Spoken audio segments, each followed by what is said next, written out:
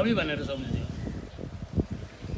यो कविता लेख्थ्यो, यसले यस्तो कविता लेख्थ्यो त्यस्तो लाग्छ। एउटा हँसिलो कवि,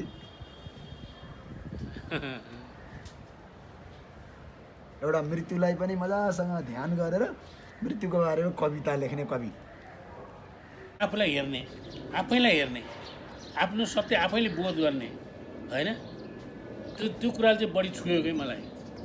म कसैले यस्तो यस्तो भयो अरे, यस्तो भन्यो अरे भन्ने होइन नि। हुन त मैले विपसनाबाट फर्केर आएपछि थुप्रै किताबहरू पढेँ होइन, अग्रजका किताबहरू होइन, रिम्पुचेका किताबहरू, त्यस्ता किताबहरू मैले पढेँ होइन, वैचारिक दार्शनिकका किताबहरू। तर कस्तो भने मलाई त्यो ध्यान बस्ने, आफैलाई हेर्ने, आफ्नो सत्यको बोध गर्ने भन्ने कुराले नै प्रेरित गर्यो मलाई। के हो दाइ मृत्यु? अब तपाईँलाई सोधौँ न, अब फेरि त्यसो भने के हो त? नै हो त्यो शाश्वत, त्यो सत्य छ त्यो होइन। तर एक दिन मरिन्छ भने, जस्तो मेरो आमाको त्यो मृत्यु कवितामा पनि मैले लेखेको छु है।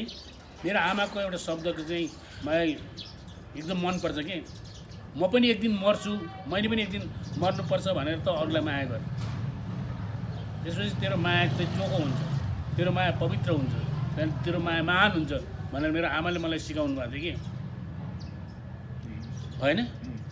त त्यस कारण मान्छेले मृत्युको बोध गर्नु ठुलो कुरा हो होइन।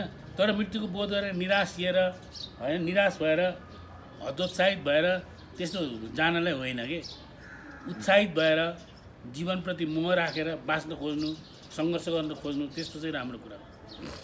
भनेपछि मृत्यु भनेकै जीवन हो तपाईँले भन्न खोजेको? हो, मृत्यु भनेकै जीवन हो। त्यो मृत्युलाई जति बोध गर्न सकिन्छ, जीवनलाई त्यति नै बुझ्न सकिन्छ। मृत्यु भएपछि मान्छे कहाँ जान्छ होला दाइ? पञ्चभूत, माटोमा, पानीमा, आकाशमा, आगोमा होइन, त्यसो जान्छ। पुनर्जन्म हुन्छ कि हुँदैन त दाइ?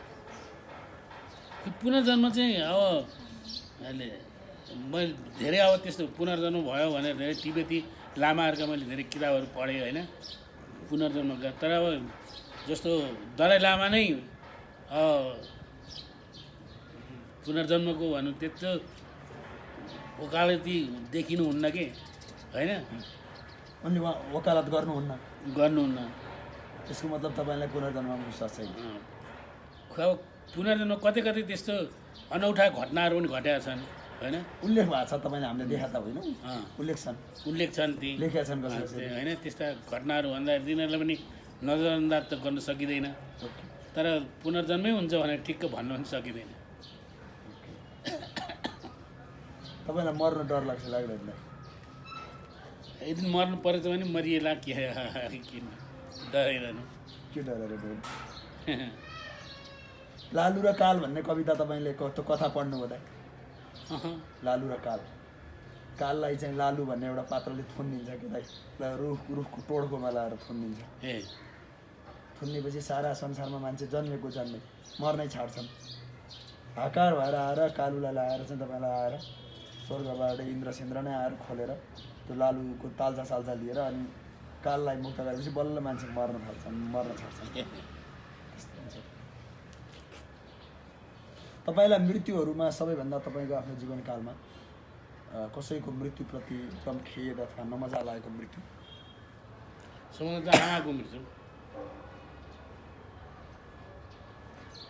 सम्बन्ध नमजा लागेको। आमालाई सम्झनुहुन्छ अहिले पनि? आमालाई सम्झन्छु अहिले पनि।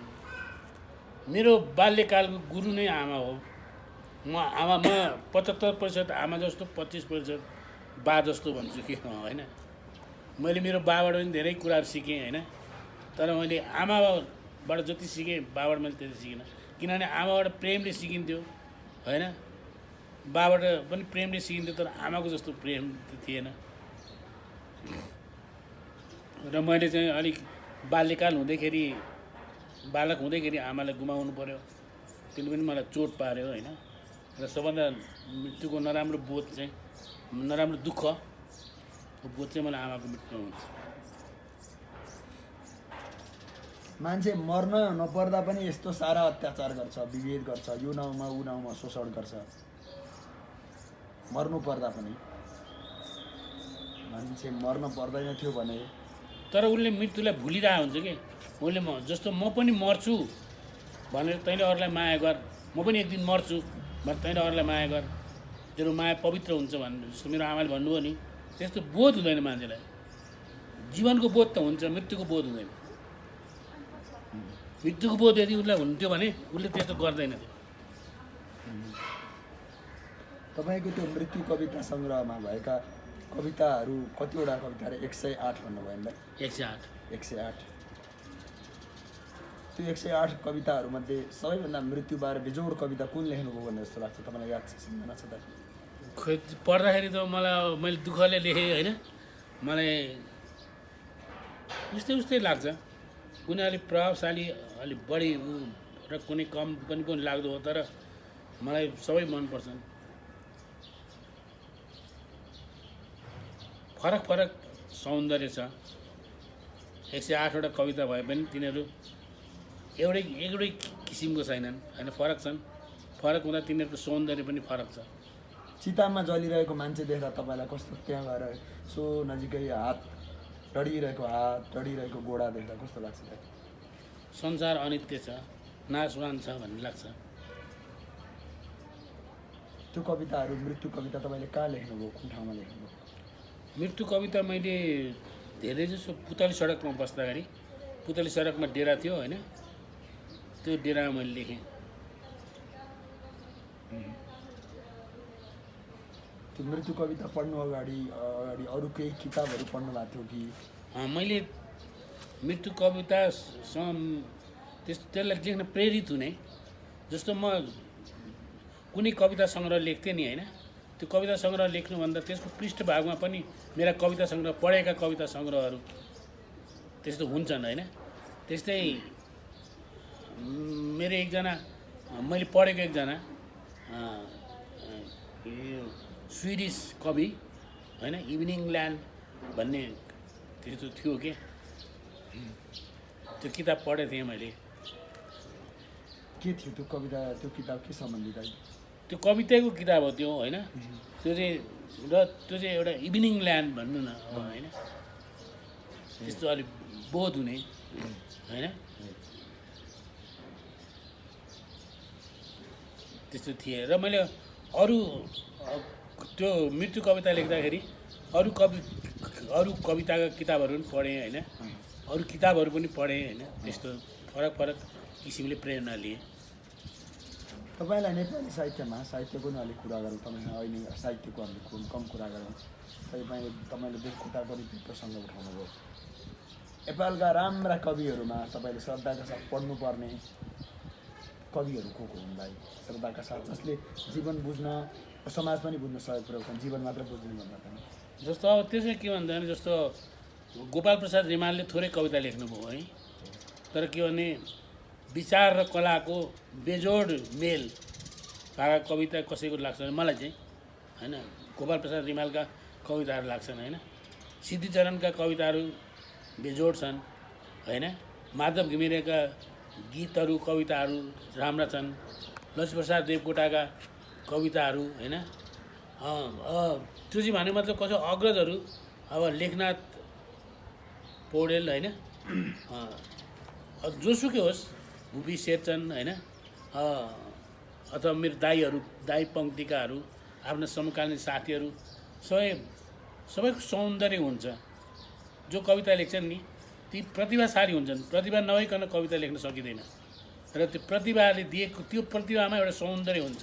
त्यो सौन्दर्यले प्रभाव पार्छ। हामी दाँजेर भन्दा पनि तिनीहरूलाई अलग अलग पढ्छौँ र आनन्द लिन्छौँ। पछिल्लो समय नयाँ पिँढीका कविताहरू, नयाँ पिँढीका नयाँ पुस्ताका कविहरू सुन्नु भएको छ तपाईँले?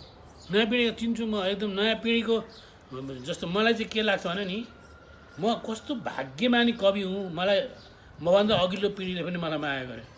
मभन्दा अघिल्लो पिँढीको जो कविहरू हुनुहुन्थ्यो, उपन्यासकारहरू हुनुहुन्थ्यो होइन।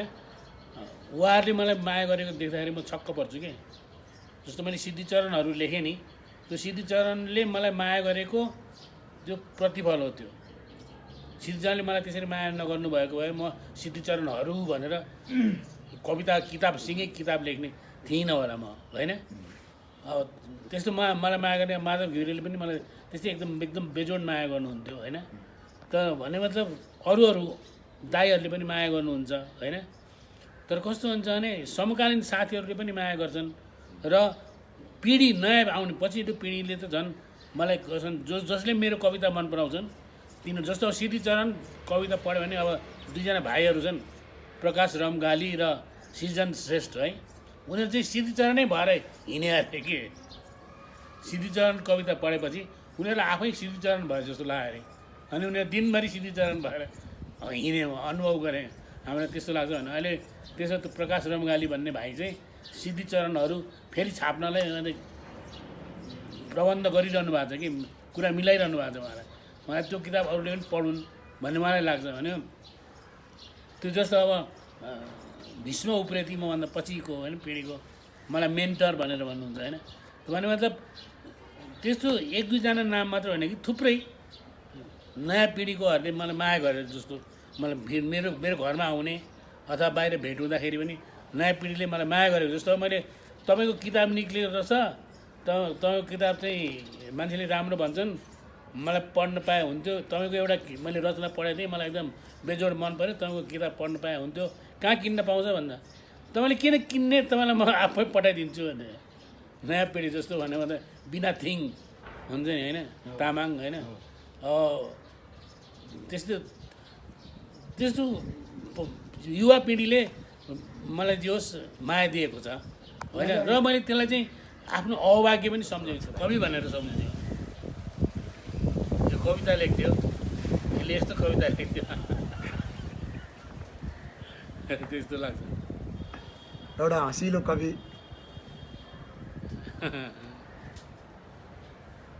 एउटा मृत्युलाई पनि मजासँग ध्यान गरेर मृत्युको बारेमा कविता लेख्ने कवि, अरूको बारेमा पनि कविता लेख्ने। जस्तो म अहिले त लेखेको छैन होइन, तर जस्तो अब मैले चाहिँ भने मतलब जापान गएँ होइन, जापानको बारेमा मैले एउटा सङ्ग्रह पुग्ने नै कविता लेखेँ। मैले चाहिँ कोरिया गएँ, कोरिया जाँदाखेरि एउटा सङ्ग्रह पुग्ने, दक्षिण कोरिया जाँदाखेरि होइन सङ्ग्रह नै पुग्ने मैले कविता लेखेँ, यही निक्ल्यो पनि किताब होइन। र त्यस्तै अरू बेला गाउँमा जाँदाखेरि होइन, बुल गाउँमा जाँदाखेरि, चोकटी गाउँमा जाँदाखेरि मैले कविता लेखेँ होइन। त्यस्तो लेख्थेँ म होइन, अरू विषयमा पनि होइन। र खोइ अब फेरि पनि लेख्न मन लाग्ला, आउला त्यो दिन। हस् त, हाम्रो आज आरू बोट अगाडि बसेर चाहिँ कुराकानी भयो, धन्यवाद तपाईँलाई। अझ तपाईँहरू अझ दौड्ने दाइसँग अब भेटेर बेला बेला, किनभने तपाईँ जतिको मान्छेसँग भेटिरहनुपर्छ। फेरि हामी आइरहन्छौँ दाइ, भाउसँग।